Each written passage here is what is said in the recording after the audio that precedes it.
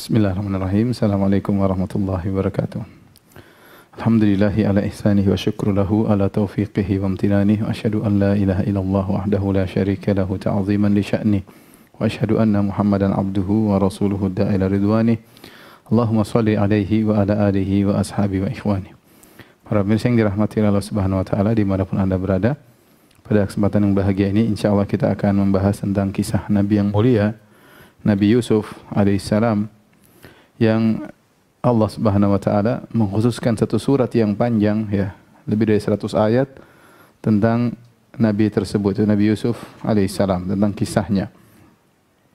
Dan Nabi Muhammad SAW pernah berkata dalam hadis yang diriwayatkan Imam Al-Bukhari, Al-Karim Ibnul Karim Ibnul Karim Ibnul Karim, yaitu Al-Karim Yusuf alaihissalam Ibnul Karim. Al-Karim artinya yang mulia, putranya yang mulia, putranya yang mulia, putranya yang mulia. Itu Yusuf bin Ya'qub bin Ishaq bin Ibrahim. Dan inilah silsilah zahabiyah, silsilah emas yang tidak pernah dimiliki oleh seorang pun.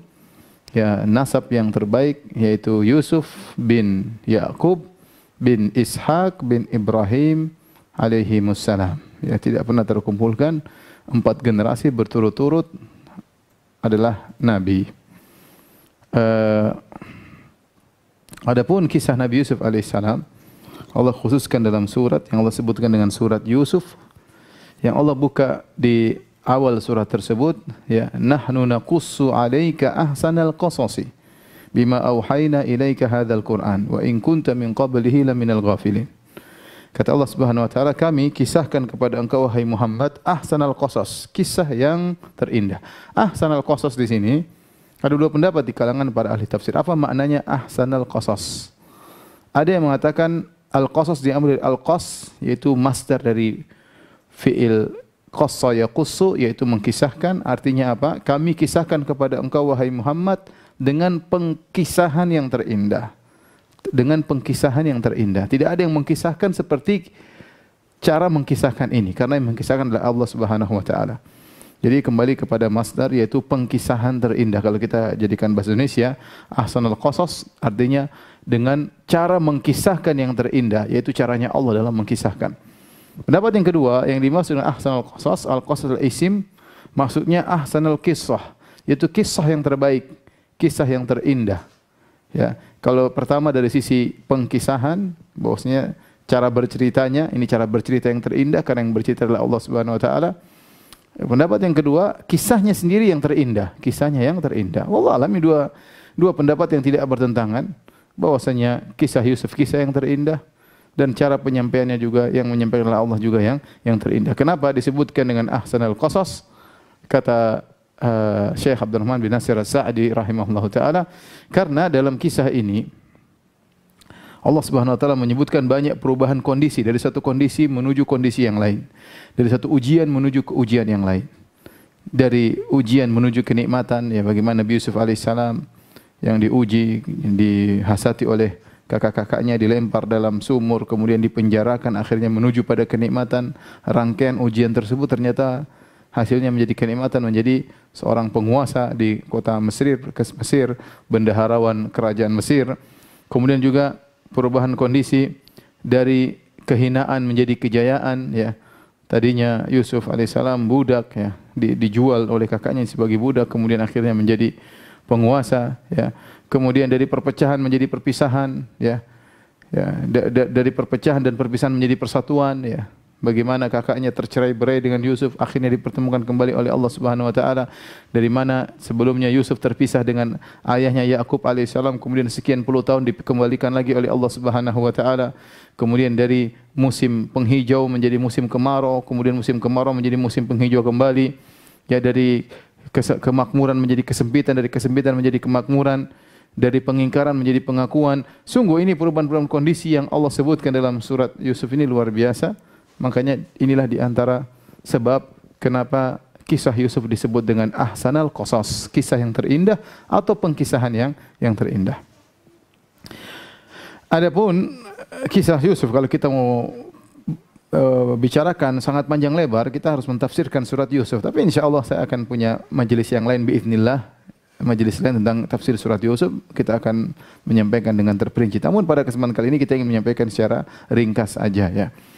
Adapun Yusuf alaihissalam adalah salah seorang dari putra-putra Yakub. Sebagaimana kita jelaskan pada pertemuan kemarin, Yakub alaihissalam menikah 4 orang ya, 4 orang, yaitu dari di antaranya Rahil, kemudian Lea, kakaknya Rahil, kemudian dari budak-budak mereka Bilha sama Zilfa. Dari Rahil lahirlah Yusuf dan Binyamin, kakak beradik. Yusuf Binyamin satu ayah satu ibu, saudara kandung. Adapun 10 saudaranya yang lain, maka dari 3 ibu yang lain. Dari 3 ibu yang lain. Dan Yakub alaihissalam sangat sayang kepada Binyamin dan Yusuf, terkhususnya Yusuf. Tidak disebutkan kenapa Yusuf begitu disayang oleh Yakub.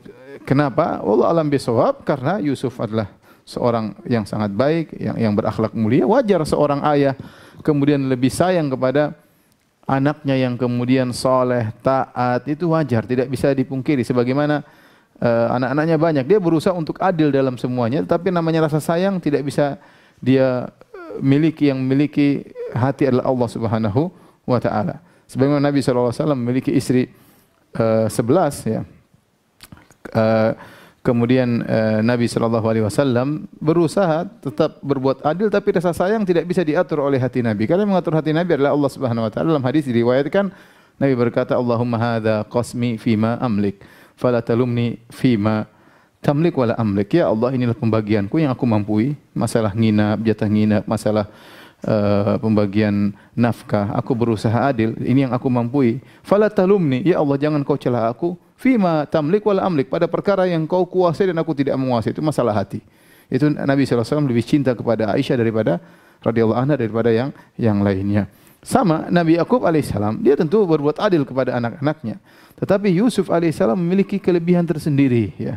Yusuf mungkin anak yang soleh, taat, sehingga akhirnya nampaklah kecondongan Nabi Yakub kepada Yusuf alaihissalam. Hal ini akhirnya dijadikan bahan oleh anak-anaknya untuk berbuat jahat kepada Yusuf. Maksud saya, kita jangan menuduh bahwasanya Yakub tidak adil alaihissalam. Ini seorang nabi, seorang yang soleh, bahkan orang yang paling soleh di zamannya. Tetapi tadi kecenderungan hati tidak bisa dipungkiri, apalagi anak tersebut baik ya. Kalau misalnya qadarullah kita punya anak misalnya 10, kemudian yang satu soleh, taat, kemudian baik, yang lain kurang ajar, kemudian enggak peduli sama orang tua, ya wajar. Tidak bisa kita pungkiri kecenderungan hati kepada yang baik, suatu yang wajar. Tetap berusaha untuk berbuat adil, namun saya katakan tadi kecenderungan itu tidak bisa kita pungkiri. Yang menguasai hati kita adalah Allah Subhanahu wa taala. Baik. Saudara-saudaranya 10 orang cemburu kepada Yusuf. Terlebih lagi Yusuf bermimpi dengan mimpi yang menakjubkan. Kata Allah Subhanahu wa taala, "Idz qala Yusufu li abihi, ya abati inni ra'aitu ahada 'asyara kawkaba wasyamsa wal qamara ra'aituhum li sajidin." Wahai ayahanda, sungguhnya aku bermimpi melihat 11 bintang sujud kepadaku, melihat rembulan dan matahari sujud kepadaku. Mimpi yang menakjubkan.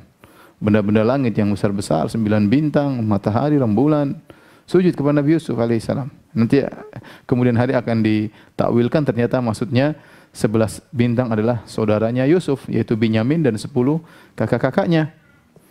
Kemudian matahari maksudnya adalah ibunya Yusuf. Kemudian rembulan maksudnya Al-Qamar adalah Yakub alaihissalam. Apa kata ayahnya? Ya, ayahnya berkata, "Qala ya bunayya la taqsus ru'yaka ala ikhwatika fayakidu laka kaida. Inna syaitana lil insani aduwwum mubin." Kata Yakub alaihissalam, "Wahai putraku, jangan kau ceritakan kisahmu ini kepada kakak-kakakmu, saudara-saudaramu. Ya. Fayakidu laka kaida, maka mereka akan berbuat makar, rencana buruk kepada engkau. Ingat, inna syaitana lil insani aduwwum mubin." Sungguhnya syaitan ya adalah musuh yang nyata bagi manusia. Benar, kalian bersaudara. Tapi kalau syaitan sudah masuk di antara kalian, maka bisa terjadi permusuhan. Meskipun satu bapak, maka jangan ceritakan hal ini kepada kakak-kakakmu. Dan ini adalah wasiat yang baik dari Nabi Yakub alaihissalam, bahwasanya tidak semua kenikmatan yang kau dapatkan wahai Yusuf kau ceritakan kepada kakak-kakakmu. Ya, sembunyikan saja, karena kalau mereka tahu, mereka tidak kuat untuk menghadapinya, mereka akan hasad kepada engkau, mereka akan dengki kepadamu. Ini kaidah pada para pemirsa yang dirahmati oleh Allah Subhanahu wa taala, tidak semua kenikmatan yang kita rasakan harus kita share. Ya, sebagian orang Masya Allah hobi men-share seluruh yang dia miliki. Men-share kenikmatan yang dia miliki, men-share mobil yang dia miliki, men-share rumah indah yang dia miliki, men-share suami tampan yang dia miliki, men-share istri cantik yang dia miliki, men-share semua jalan sana ke sana dia share. Buat apa? Kalau niatnya untuk bersyukur kepada Allah, tidak harus demikian. Kalau niatnya untuk pamer, maka bisa menimbulkan kecemburuan, bisa membuat orang sedih tatkala melihatnya. Si miskin memandang, maka si miskin sedih, dan yang lainnya. Ya, oleh karena tidak semua kenikmatan kita share. Ada kenikmatan kita share kepada orang-orang yang kita percayai. Contohnya Yusuf bercerita kepada bapaknya, cerita kepada Yakub karena dia tahu bapaknya seorang nabi, bapaknya amanah, sayang kepadanya. Oleh karenanya kalau kita cerita kepada orang yang sayang sama kita, nggak ada masalah. Kita ceritakan kawan dekat, teman dekat, ya, kita sudah sering bersama, kita kenal dia baik, kita ceritakan tentang keberhasilan kita, nggak ada masalah. Ya, tapi kalau kita cerita kepada semua orang, tidak semua orang bisa menahan hatinya. Ya, dia akan sakit hati, dia akan hasad, dia akan cemburu. Ya, ya. Orang tanya, kamu mobilmu berapa? Mobil saya 2 misalnya. Hasad dia, kok bisa mobilnya 2? Pekerjaan kayak begini mobilnya 2 misalnya. Kalau tanya, kamu rumahmu ada berapa? 2. Kok bisa rumahnya 2? Hasad. Kalau bilang saya enggak punya rumah, masih ngontrak, oh kasihan, miskin, dihina. Ya, oleh karenanya kalau orang tanya kepada kita, kita jawab dengan global aja. Kita tidak kenal orang tersebut, kita jawab dengan global. Alhamdulillah, Allah saya punya tempat tinggal, alhamdulillah Allah kasih saya kenikmatan. Tidak usah kita perinci, karena terkadang perincian tersebut membuat orang tidak kuat mendengarnya. Orang bisa hasad, orang bisa dengki, dan tidak semua kelebihan yang kita miliki untuk kita share. Ya ikhwan, kita kan ingin hidup tenang. Sebagian orang memang ingin dijadikan bahan sebagai bahan komentar, ya. Makanya dia suka dengan demikian, apalagi YouTuber ya, ingin orang lihat semuanya. Sudahlah, urusan mereka dengan Allah Subhanahu wa taala.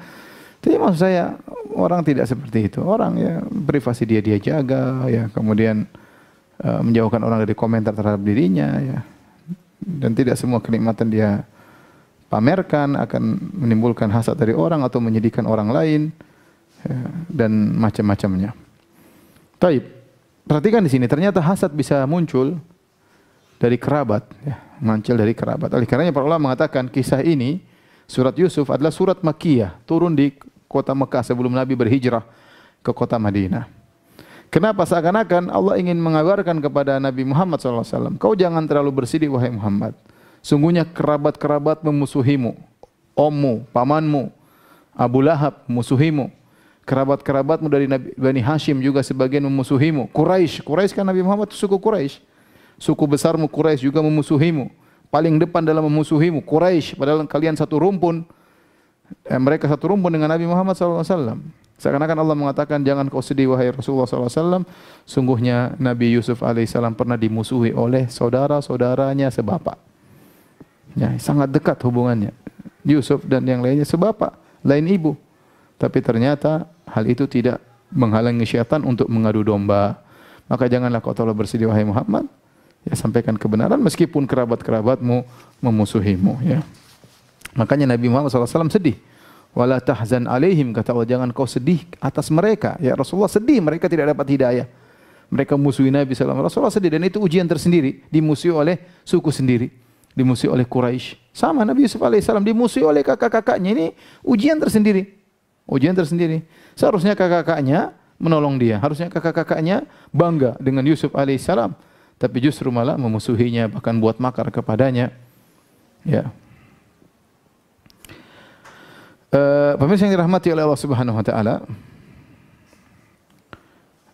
walaupun Yusuf tidak cerita kepada kakak-kakaknya, tetapi kakak-kakaknya memang cemburu, dasarnya sudah cemburu kepada Yusuf alaihissalam. Akhirnya mereka berbicara di antara mereka, ya, di antara mereka. Idz qalu laqad kana fi Yusuf wa ikhwatihi ayatul lisailin, kata Allah, idz qalu la Yusuf wa akhuhu ahabbu ila abina minna wa nahnu usbah inna abana la fi dhalalin mubin. Kata mereka, Yusuf dan saudaranya si Binyamin lebih disayang oleh ayah kita daripada kita. Padahal kita lebih banyak, kita 10 orang, mereka cuma berdua. Ya, kita ini 10 orang, mereka cuma berdua. Yusuf Binyamin, kita 10 orang. Apa kata mereka? Inna abana lafi dhalalim mubin. Sungguhnya ayah kita dalam kesesatan yang nyata. Subhanallah. Bagaimana dalam kesesatan nyata? Ayah mereka adalah Nabi Yakub alaihissalam. Yaitu sesat dalam hal duniawi. Kalau dalam agama tentunya tidak, karena mereka tahu bapak mereka seorang nabi. Dan ini ibtila, Allah menguji Nabi Yakub alaihissalam dengan anak-anak yang durhaka pada saat itu, saudara-saudara Yusuf. Meskipun nanti mereka akhirnya sadar, tapi inilah ibtila, ujian Allah menguji Nabi Yakub alaihissalam. Akhirnya karena mereka hasad, mereka berencana untuk berbuat keburukan kepada Yusuf alaihissalam. Kata mereka, uqtulu Yusuf awitrahuhu arda yakhlu lakum wajhu abikum wa takunu min ba'dihi qauman salihin. Perhatikan kata mereka. Sudah, kita bunuh Yusuf aja. Kita bunuh Yusuf. Pilihan pertama bunuh Yusuf. Pilihan kedua, awitrahuhu ardan, atau buang dia sejauh-jauhnya di suatu areal yakhlu lakum wajhu abikum, sehingga tidak lagi dia tinggal di rumah kita, sehingga bapak kita bisa fokus terhadap kita, sayang kepada kita. Ini tujuannya. Tujuannya Yusuf dibuang, kemudian Yusuf sudah tidak ada lagi, sehingga kalau Yusuf sudah tidak ada, Yakub alaihissalam akan fokus cinta kepada kakak-kakaknya. Yakhlu lakum wajhu abikum wa takunu min ba'dihi qauman shalihin. Setelah itu jadilah kalian orang-orang saleh.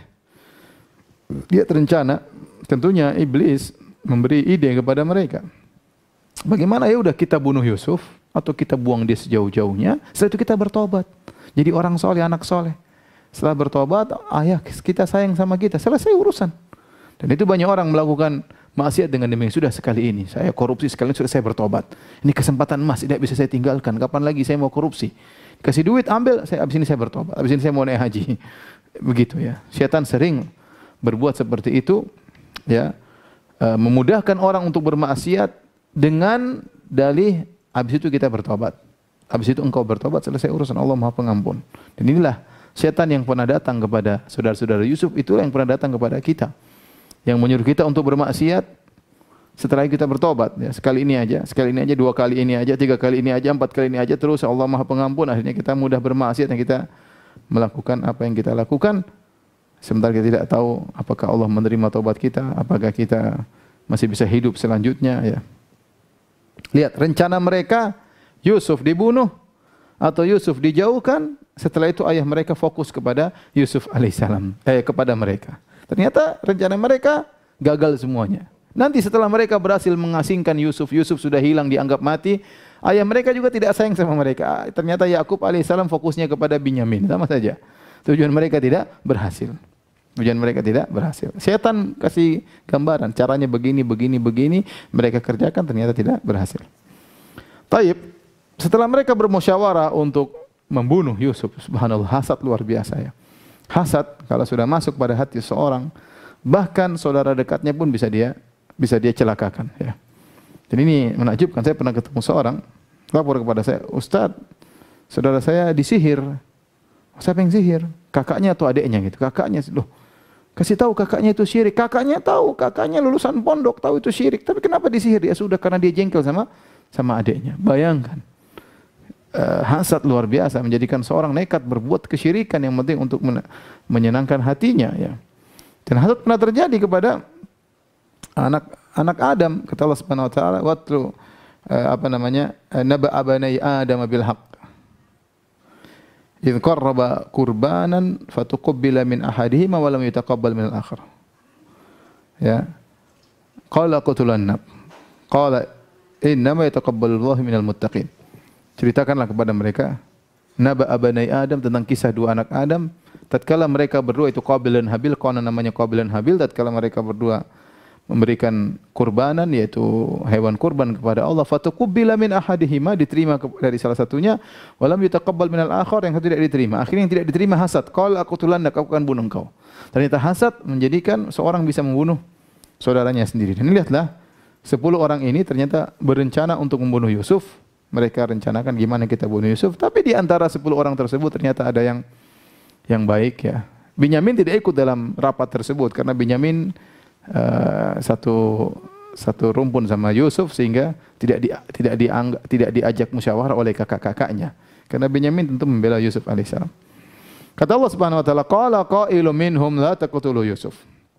Salah seorang dari mereka berkata, janganlah kalian bunuh Yusuf. Wa alquhu fi ghayabatil jubbi. Sudah cukup lemparkan saja dalam sumur. Yaltaqitu ba'dhu sayyaran, nanti ada orang yang musafir ngambilin dia. In kuntum fa'ilin. Kalau kalian benar-benar ingin berbuat buruk kepada Yusuf, jangan dibunuh. Itu adik kita. Sudah lempar aja di sumur, nanti diambil oleh para musafirin. Kan tujuan kita yang penting dia jauh, tidak di depan mata ayah kita lagi.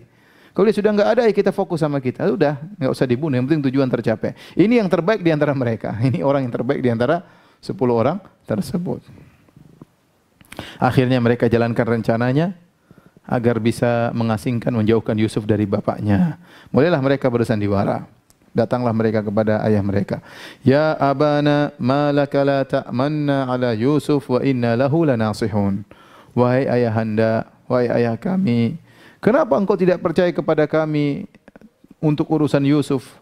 Wa inna lahu lanasihun. Sungguhnya kami sangat ingin kebaikan kepada Yusuf. Nasihun artinya kami ingin kebaikan kepada Yusuf. Mereka menggunakan nun taukid, wa inna lahu lanasihun. Nun taukid, lam taukid. Kalau kita artikan bahasa Indonesia, padahal kenapa ayahanda kau tidak percaya kepada kami untuk urusan Yusuf? Padahal wa inna lahu lanasihun. Kami ini benar-benar sangat ingin kebaikan kepada Yusuf. Arsilhu ma'ana ghadan yarta' wa yal'ab wa inna lahu lahafizun. Ya, biarkan Yusuf pergi bersama kami besok. Ya, di rumah terus bosan, pergi sama kami jalan-jalan dan kami sungguh-sungguh akan menjaganya. Kasih kayaknya rencana baik sama ayahnya. Wahai ayah, udah Yusuf tiap hari di rumah, udahlah keluar jalan-jalan sama kami, biar main-main, kami berburu dia main-main di lapangan, biar menghilangkan kejemuan dan yang lainnya. Ide yang bagus. Apalagi Yusuf masih anak-anak, mungkin suka main-main. Apa kata ayahnya? Inni la yahzununi an tadhhabu bih wa akhafu ay ya'kulahu adh-dhi'bu wa antum anhu ghafilun. Sungguh aku ini sangat sedih kalian bawa pergi Yusuf. Jadi ayahnya sangat sayang kepada Yusuf sehingga Yusuf sekali tidak dia lihat dia sedih. Karena mungkin Yusuf ini luar biasa baik, mungkin apalagi tampan, sejak kecil sudah nampak ketampanannya. Banyak faktor yang membuat Yakub alaihissalam sangat sayang kepada Yusuf ya. Makanya dia mengatakan, inilah yahzununi. Sungguh, aku sangat sedih kalau kalian pergi membawa Yusuf. Ini sebab pertama. Berpisah dari Yusuf aja sehari, beberapa jam sudah buat sedih Yakub. Wa akhafu ayyakulahu dhi'bu, dan yang kedua, aku khawatir dia dimakan oleh serigala. Wa antum anhu ghafilun, sementara kalian akan lalai. Ya. Ini dalil bahwasanya Nabi Yakub tidak tahu ilmu gaib. Dia seorang nabi. Dia manusia terbaik di zaman itu yang masih hidup tatkala itu. Nabi yang paling mulia, yang paling dicintai oleh Allah, namun dia tidak tahu ilmu gaib. Dia tidak tahu kalau bahwasanya kakak-kakaknya ini pada bohong. Dia enggak ngerti. Kalau dia tahu ilmu gaib, kalian bohongin aku. Nah, dan Allah tidak kasih tahu bahwasanya kakak-kakaknya bohong. Kenapa? Karena memang Allah ingin menguji Yakub alaihissalam dengan terpisah dari orang yang dia cintai, Yusuf alaihissalam. Subhanallah, kita kalau renungkan bagaimana para anbiya mereka diuji dengan hal yang mereka cintai. Ya, bagaimana Ibrahim sudah kita ceritakan. Sekarang Yakub terpisah dari Yusuf alaihissalam, ya. Nabi Muhammad sallallahu alaihi wasallam terpisah dari kampung halamannya dan yang lainnya. Ya. Wa akhafu an yakulahu dhi'bu wa antum anhu ghafilan. Aku khawatir dia akan dimakan oleh serigala sementara kalian lalai tidak bisa menjaga Yusuf. Apa kata kakak-kakaknya? Qalu la in akalahu dhi'bu wa nahnu usbatun inna idzal la khasirun. Seandainya Yusuf dimakan oleh serigala sementara kita ini 10 orang, wahai ayahanda, inna idzal la khasirun, sungguh perkara yang rugi. Bagaimana tidak bisa lawan serigala? Mungkin 1 orang di antara kita bisa lawan serigala. Apalagi kita 10 orang. Jangan khawatir ayahanda, ingin meyakinkan ayahnya. Kita ini 10 orang ya. Kita satu aja bisa ngelawan serigala, apalagi 10 orang. Akhirnya Nabi Yakub terpedaya oleh mereka dan akhirnya dia pun setuju. Ya silakan bawa Yusuf. Ya dia husnuzon, mungkin kakak-kakaknya. Bagaimanapun kakak tetap aja kakak. Ya. Bagaimanapun kakak tetap aja kakak. Mau hasad sama Yusuf, mau dengki, toh ini adik mereka. Tidak terfikir oleh Yakub bahwasanya mereka akan nekat melakukan demikian. Bahkan sebelumnya mereka sudah berencana untuk membunuh Yusuf alaihissalam. Apa kata Allah Subhanahu wa taala? Akhirnya mereka pun pergi membawa Yusuf. Falamma dhahabu bihi wa ajma'u an yaj'aluhu fi ghayabatil jubbi. Tatkala mereka pun pergi membawa Yusuf dan mereka sepakat untuk melemparkan Yusuf di dasar sumur.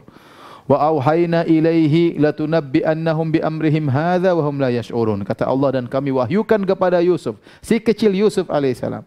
Ketika dia dilemparkan dalam sumur tersebut, Kata Allah, kami wahyukan kepada dia, wahai Yusuf, suatu saat kau akan kabarkan kepada mereka tentang perbuatanmu ini. Dan ini akan terjadi nanti. Setelah Yusuf jadi menteri, jadi bangsawan, dia akan sampaikan, bukankah kau pernah melakukan bukankah kalian wahai kakak-kakakku pernah melakukan demikian kepada aku begini-begini? Tapi Allah ingatkan, la tunabbi'annahum bi amrihim hadza wa hum la yash'urun. Suatu hari kau akan kabarkan perbuatan mereka ini kepada dirimu, kau kabarkan, kau ulangi lagi kabarnya kepada mereka, sementara mereka tidak sadar. Taib, akhirnya mereka taruh Yusuf dalam sumur. Mereka tunggu, artinya mereka namanya masih sayang, tunggu adiknya ini selamat atau tidak. Mereka tidak tinggalkan pergi. Kalau tinggalkan pergi mungkin Yusuf, ya mereka namanya kakak mau jahat, tapi ada yang baik di antara mereka. Udah tunggu dulu, adik kita pastikan selamat dulu, sampai dia benar-benar pergi dari negeri ini. Wa ja'at sayyaratun fa arsalu waridahum. Kemudian tiba-tiba ada sekelompok musafirin lewat, lantas mereka mengirim seorang untuk ngambil air. Fa adla dalwa, kemudian orang ini masukkan timbanya ke dalam sumur. Tiba-tiba dipegang oleh Yusuf.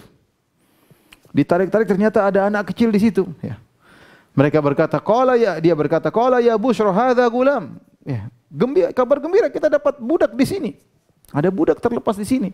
Bisa kita jadikan budak, rezeki dapat budak. Budak kabur, kita ambil, kita ikat, bawa pulang ke kampung. Ternyata kakak-kakaknya nunggu di situ.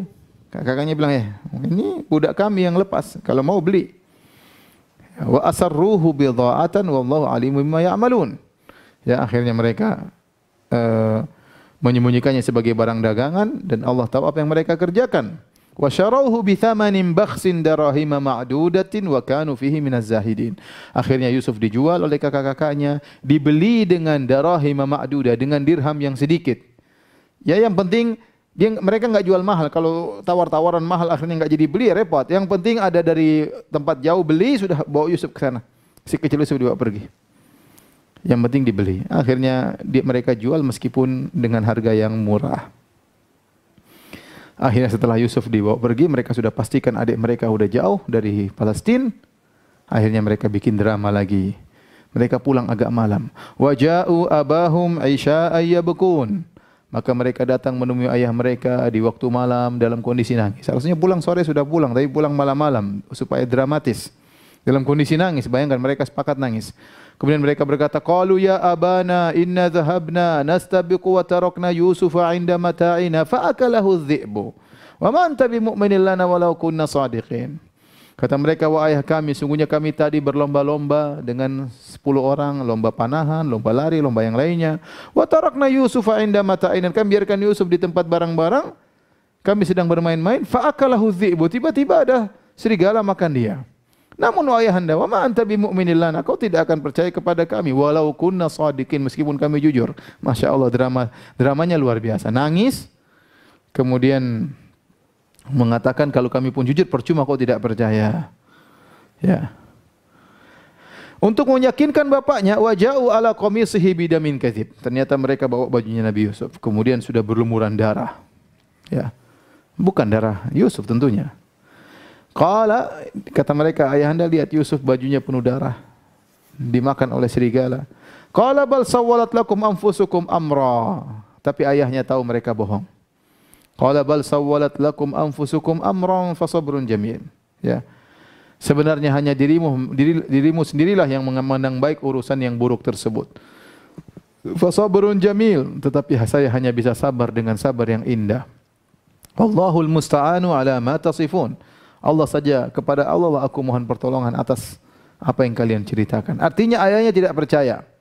Ayahnya tidak percaya dengan tangisan mereka, ya. Ya, ayahnya tidak percaya dengan tangisan mereka. Ayahnya tidak percaya dengan baju yang berlumuran darah, ya. Semuanya di mata ayahnya adalah kedustaan. Kenapa Yakub tidak tahu ilmu gaib? Tadi kita jelaskan Yakub tidak tahu apa yang terjadi, tidak tahu bahwasanya kakak-kakaknya bakalan ngibulin bapaknya, ya. Namun kenapa dia bisa mengatakan bahwasanya kakak-kakak ini berdusta? Ada dua sebab. Pertama, mereka mengatakan bahwasanya Yusuf sudah mati, dimakan oleh serigala. Ya. Yakub menolak berita tersebut. Kenapa? Karena Yusuf sudah cerita bahwasanya akan terjadi suatu kejadian di mana matahari, rembulan dan 11 bintang sujud kepadanya. Artinya dia akan hidup dan bapaknya suatu saat akan sujud kepadanya suatu saat di kemudian hari. Dan itu belum terjadi. Bagaimana kemudian dikatakan sekarang dia sudah mati sementara mimpi tersebut mimpi yang menunjukkan masa depan. Oleh karenanya Yakub mengatakan ini bohong karena Yusuf enggak mati. Karena dia pernah bercerita bahwasanya ada rembulan, matahari dan 11 bintang sujud kepadanya. Ini yang pertama. Yang kedua dilihat dari indikasi kebohongan apa dari baju yang dibawa, bukti yang dibawa. Ternyata baju disebutkan bahwasanya baju Nabi Yusuf tersebut ternyata penuh darah namun tidak terkoyak-koyak. Dan ini indikasi kebohongan. Kalau namanya serigala, tidak mungkin dia makan kecuali baju terkoyak-koyak, robek-robek. Jadi mereka sudah berusaha bohong, tapi miss. Ada satu kesalahan mereka. Baju Nabi Yusuf tidak mereka robek-robek. Jadi ini tanda bahwasanya mereka bohong. Ya, ya. Jadi apa namanya? Mereka mengkambing hitamkan serigala. Mereka mengkambing hitamkan serigala. Serigala yang dituduh. Padahal bara'atu dhi'bi min dami Yusuf ya. Serigala berlepas diri dari darahnya Yusuf.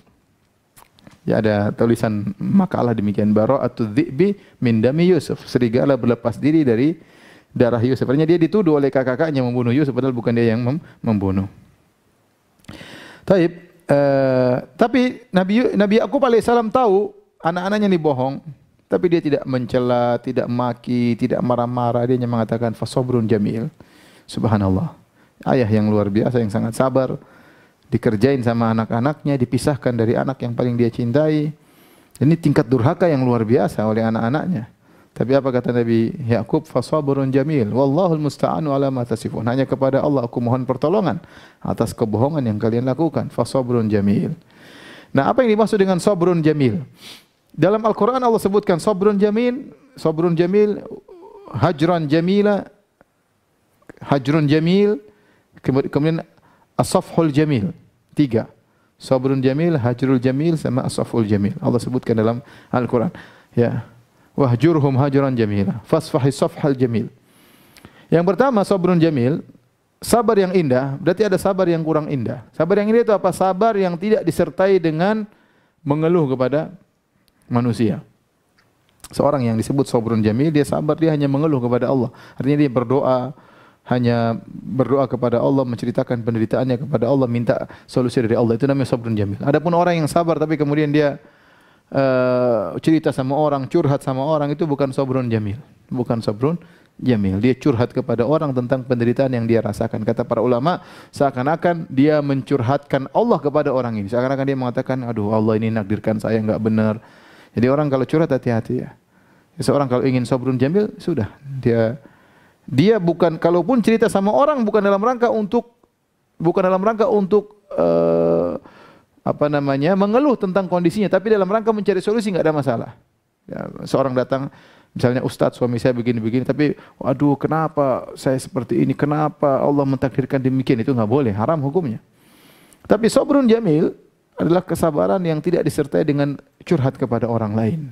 Ini yang terindah. Makanya Nabi Yakub alaihissalam, sebagaimana akan kita datang ayatnya, dia mengatakan innama ashku bathi wa huzni ila Allah, sebagaimana kita singgung pada 2 hari yang lalu. Dia mengatakan sesungguhnya aku hanya mengadukan kesedihanku dan penderitaanku hanya kepada Allah Subhanahu wa taala. Itulah sabrun jamil. Tapi yang kedua hajran jamil. Hajrun jamil. Wahjurhum hajran jamila. Dan tinggalkanlah mereka dengan peninggalan yang baik. Maksudnya apa? Seorang meninggal, ada masalah dia dengan orang. Dia berusaha meninggalkan orang tersebut dengan cara yang baik. Kita mungkin tidak cocok sama orang lain, tidak harus kita ribut dengan dia. Ini kaidah dalam kehidupan. Kita enggak suka sama orang, kita pernah berkongsi sama dia dalam pekerjaan, dalam dakwah mungkin, dalam yayasan. Kita enggak cocok sama dia, tidak harus kita ribut baru pecah kongsi dalam kondisi ribut. Kita bisa meninggalkan dengan cara yang baik. Itu namanya hajran jamilan dan itu akhlak yang mulia. Ya sudah, kita mundur bertahap, mundur pelan-pelan, kemudian kita bilang dengan alasan yang baik, kemudian kita tinggalkan. Contoh, kita dalam grup WhatsApp. Kemudian terjadi keributan, ada satu ngejek, sudah, kita enggak cocok nih, enggak cocok dengan grup ini. Enggak usah kita ribut di situ, enggak usah. Tinggalkan dengan cara yang baik. Ada saat yang tepat kita bilang Assalamualaikum warahmatullahi wabarakatuh. Alhamdulillah begini. Saya kondisi sibuk dan macam-macam. Assalamualaikum. Tinggalkan masalah. Tidak harus kita tinggalkan, tidak harus ribut. Karena kita namanya dalam kehidupan manusia sosial, terkadang kita interaksi, terkadang kita gabung sama orang dalam satu yayasan, terkadang kita gabung sama orang dalam satu kelompok, dalam satu grup WhatsApp, dalam grup dakwah, dalam yang lainnya, kemudian timbul permasalahan. Nah, kita hadapi dengan hajran jamilan. Ingat, hati-hati, tidak harus kita berpisah harus ribut. Ada orang tidak bisa begitu. Kalau pisah harus ribut. Setelah itu berlanjut dendam, hanya membuat kita menderita. Dia menderita, kita pun menderita. Mungkin kita lebih menderita daripada dia. Akhirnya cari kesalahan ribut. Tidak usah. Keluar dengan cara yang baik. Assalamualaikum, assalamu, alhamdulillah. Itu namanya hajran jamilan. Meninggalkan dengan cara yang baik. Yang ketiga, fasfahi safhal jamil. Maafkanlah dengan cara yang baik. Ini yang susah. Sebanyak orang memaafkan tapi dia menggerutu, mencela dan yang lainnya. Ya, kamu brengsek, kamu kurang ajar, tapi saya maafkan. Banyak orang seperti itu. Kamu brengsek, kamu kurang ajar, memang kamu brengsek, tapi saya maafkan. Tapi kalau safhal jamil, dia enggak ada mencela. Dan itu nanti dipraktikkan oleh Yusuf alaihissalam. La tathriba alaikumul yaum. Nanti akan sampaikan dia mengatakan kepada saudara-saudaranya, tidak ada celaan kepada kalian. Memaafkan tanpa mencela itu berat, tapi itu ibadah. Jadi saya kata ini semua ibadah. Sabrun jamil ibadah. Hajrun jamil ibadah, meninggalkan tanpa ribut ibadah. Antum kira bukan cuma dapat kemaslahatan duniawi, tidak. Itu ibadah. Orang Allah yang suruh. Allah yang suruh. Safhul jamil, meninggalkan, memaafkan tanpa mencela juga ibadah. Kita nasihati boleh. Ya akhi, ente begini lain kali jangan begini. Tapi ente kurang ajar, ente brengsek, ente ternyata busuk, ente ternyata licik, ente ternyata kecut, ente ternyata asem, repot kalau begitu. Itu namanya bukan safhul jamil. Safhul jamil kita nasihati oke, tidak usah mencela, kita maafkan. Itu ibadah. Ya, Allah perintahkan. Inilah 3 akhlak mulia. Sabrun jamil, hajrun jamil sama safhun jamil, maafkan yang indah.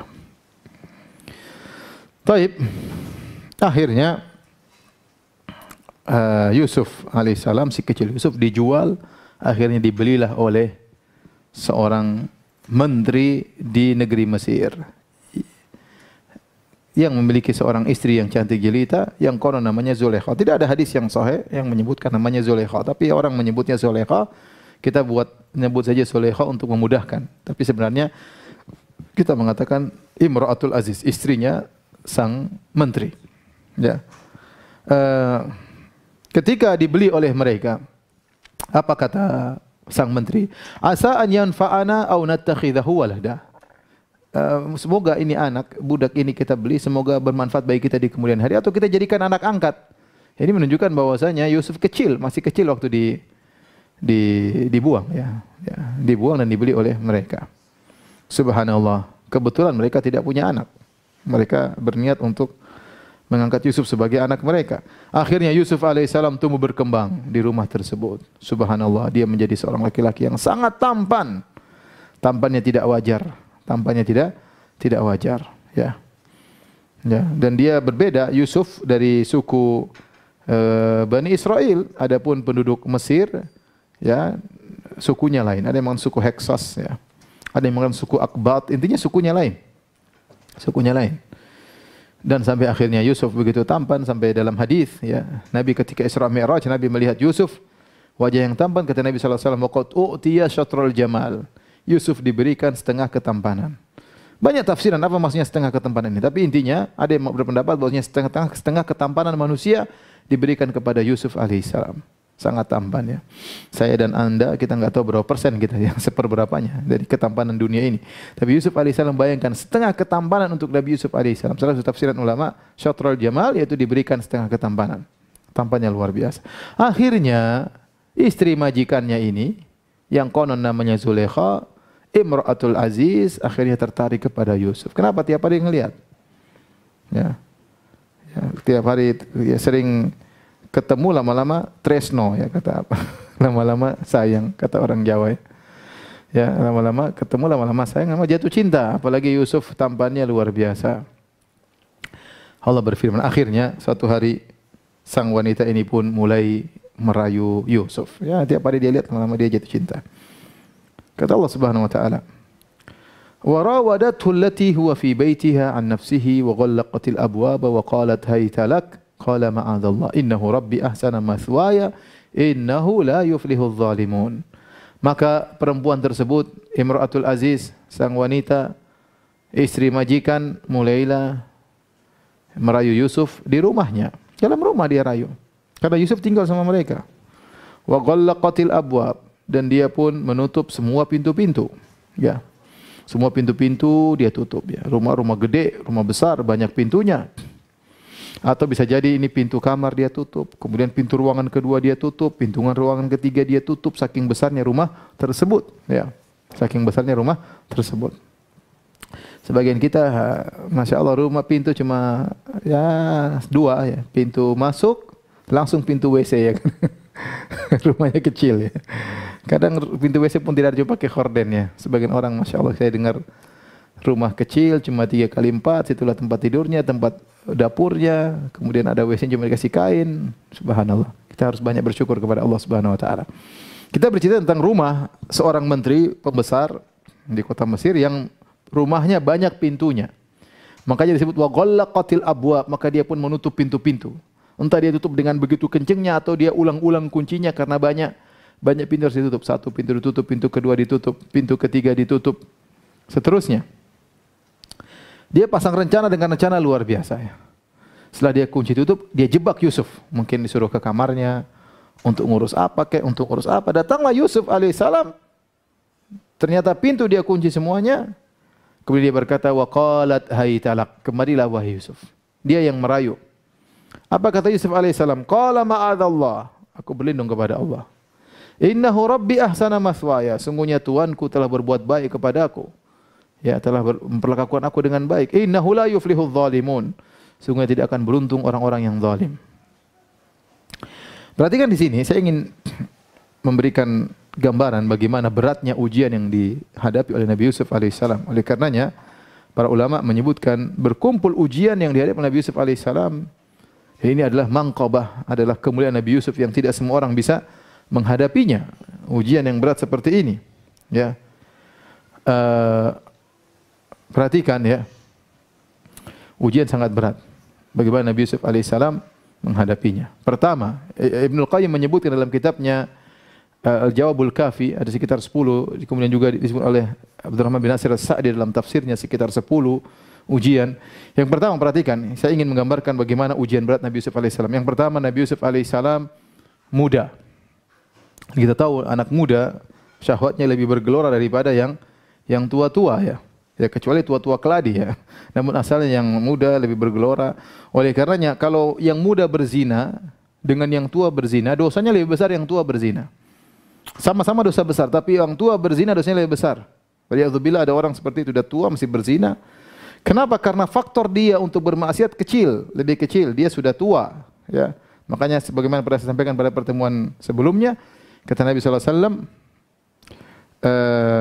salasatun la yukallimuhumullah wa la yanzuru ilaihim wa la yuzakkihim yaumal qiyamah wa lahum adzabun azim. 3 orang Allah tidak akan memandangnya dengan pandangan rahmat, Allah tidak akan mensucikan mereka, Allah tidak akan ngajak berbicara dengan mereka, dan mereka azab yang pedih. Di antaranya Usyaimitun zanin, orang tua yang berzina.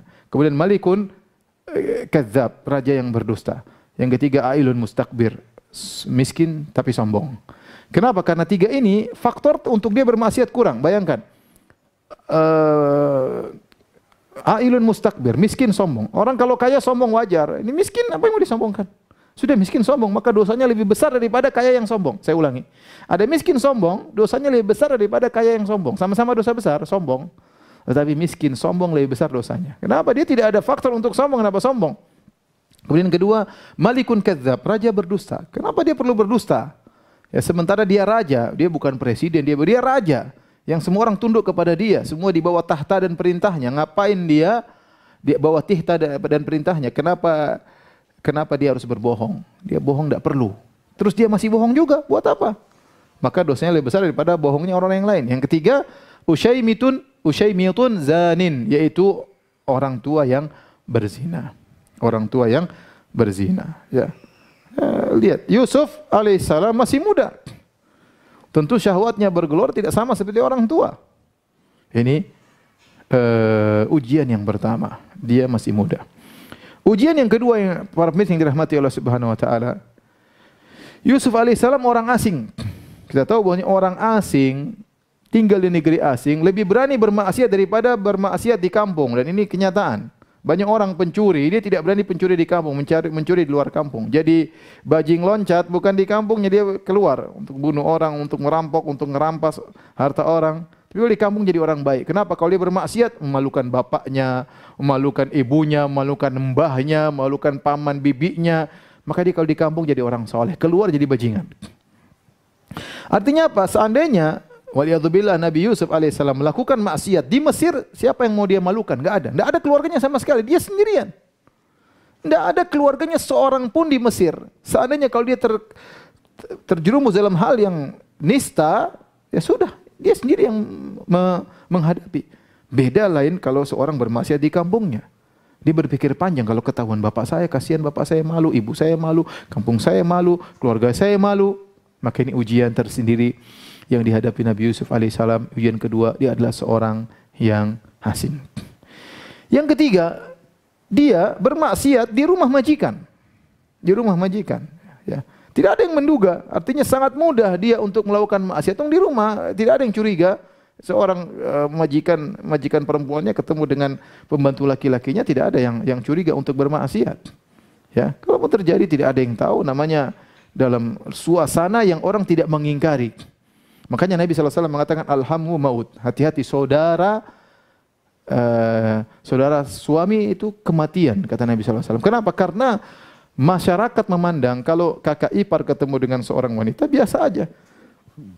Seorang wanita bertemu dengan kakak iparnya perkara yang biasa, sehingga tidak ada yang mengingkari. Padahal itu bisa menjadi fitnah. Ya, karena dianggap biasa. Padahal itu bukan mahram dan bisa terjadi fitnah, bisa jadi perzinahan. Makanya kata Nabi SAW, al-mahamu maut. Sama halnya dalam hal ini, yaitu keberadaan Yusuf dalam rumah tersebut bersama Zulaikha adalah perkara yang wajar, tidak ada yang mengingkari. Wong itu ibu majikan sama Yusuf. Taib, para yang dirahmati Allah subhanahu wa ta'ala, insyaallah kita lanjutkan besok karena sudah masuk salat Isya. Demikian pertemuan kita. Semoga kita dipertemukan kembali dalam kesempatan yang lebih baik. Subhanakallah bihamdik asyhadu an la ilaha illa anta astaghfiruka wa atubu ilaik. Assalamualaikum warahmatullahi wabarakatuh.